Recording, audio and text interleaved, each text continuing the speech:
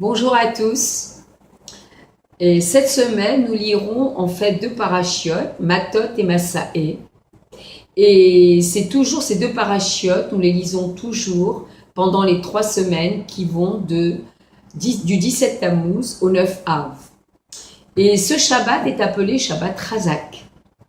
Nous terminerons le 4e livre de la Torah. Et Chazak, qui est la force, est spécialement lié à la paracha Matot. En effet, en hébreu, maté, c'est un bâton. Et comme tout bâton, il est dur. Et la paracha Massaé, ce sont les étapes des Bnei Israël, donc dans le désert. Nous savons que les Bnei Israël devaient changer souvent d'endroit.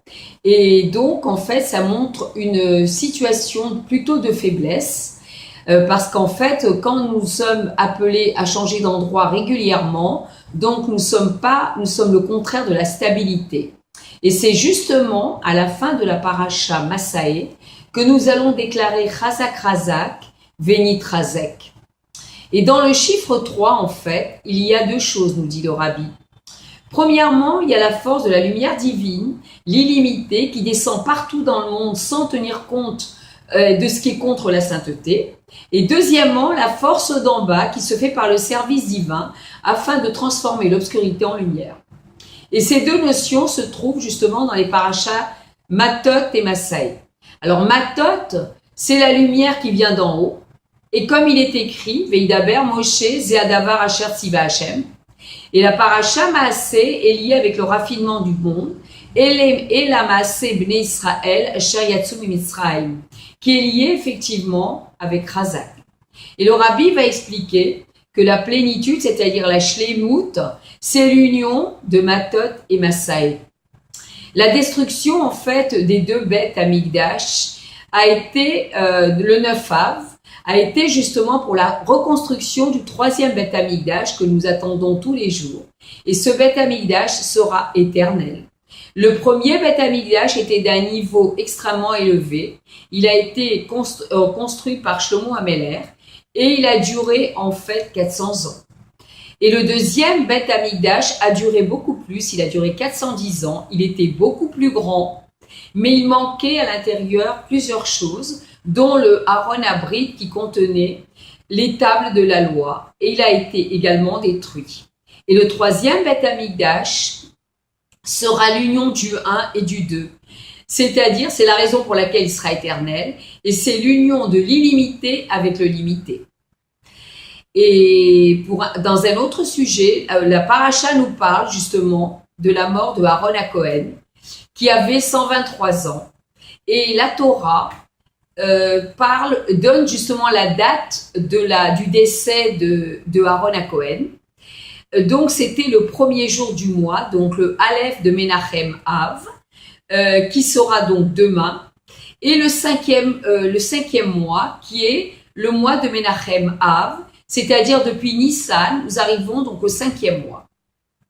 Et donc, en fait, la particularité d'Aaron, c'était quoi? C'était comme c'est écrit en hébreu, Oev Shalom, Rodev Shalom, Oev et Abriot, Vemekarvam la Torah. C'est-à-dire qu'en fait, il aimait le Shalom, il poursuivait le Shalom, il aimait les créatures et les rapprochait de la Torah. Et la Nané Kavod, justement, étaient les cortèges de nuées qui entouraient et protégeaient le Ham Israël dans le désert, sans tenir compte justement du niveau de chacun. C'est-à-dire tout le monde était inclus dans ces Anané Kavod. Et tout cela existait par le mérite d'Aaron. C'est ce qui symbolisait l'amour que portait Aaron à chaque juif du côté de son essence. Et dans notre génération, Aaron à Cohen, c'est le Rabbi Melech HaMashiach, qui est une âme collective. C'est la Yerida Klalit, et chacun de nous est lié à lui par le 5e niveau de notre Neshama qui s'appelle aussi la Yerida. Et le Rabbi est l'Ardout par excellence, c'est-à-dire l'union. La haine gratuite, nous dit le Rabbi, a déjà été réparée du fait que nous sommes à la fin de nos actions et de notre travail, et des 42 des âmes dans le désert.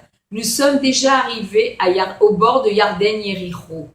Et le niveau de Mashiach qui est Morar Vadaïn, c'est-à-dire qu'en fait, Yericho, En hébreu, ça vient du verbe leariach, c'est-à-dire sentir. Et Mashiach, comme on l'a dit, il est morar vadaïn, c'est-à-dire que c'est par la senteur qu'il jugera qui nous sommes. Ce ne sera ni par la vision, ni par l'audition. Et la mitzvah d'Avat Israël aujourd'hui est un avant-goût de la Géoula. C'est-à-dire que chacun de nous doit voir l'autre au niveau de son âme divine, tout comme Aaron à Cohen. Et étant donné qu'aujourd'hui, le travail des Midot est terminé, nous sommes dans le travail des Mochin, c'est-à-dire que notre intellect doit être un intellect divin, tout en agissant dans le monde. Et notre vision du monde, donc, ne peut se faire que de cette façon-là.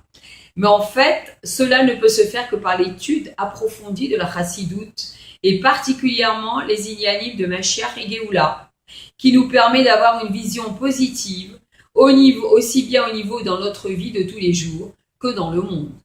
Et cela, en fait, nous entraîne effectivement une joie intense, une joie intérieure qui ne dépend de rien et qui permet à chacun de nous d'être Eretz Israël dans son entité. Je vous souhaite Shabbat Shalom dans la joie. Yehi Adonai nous Morenu Verabenu Melech HaMashiach Leolam Vaed.